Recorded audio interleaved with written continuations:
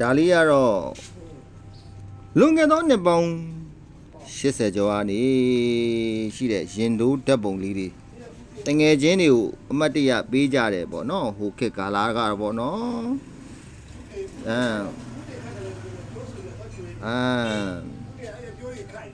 ဒါလေးကရင်တိုးကတ်တွေပေါ့နော်သူခေတ်ကာလတငယ်ချင်းတွေကိုပေးကြတာလက်ဆောင်ပေးကြတာရင်တိုးကတ်လေးတွေနှစ်ပေါင်း80လွန်ခဲ့သောအတိတ်ကာလကပေါ့နော်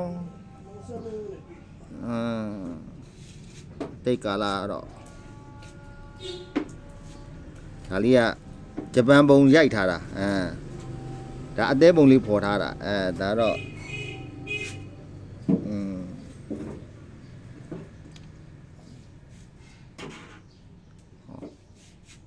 စမိတ်ထုံးနဲ့ပေါ့နော်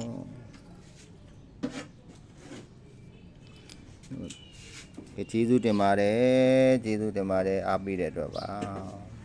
ရောင်းရံလည်းမဟုတ်ပါဘူးเนาะအမတ်တရအနေနဲ့ပြတာပါခင်ဗျာ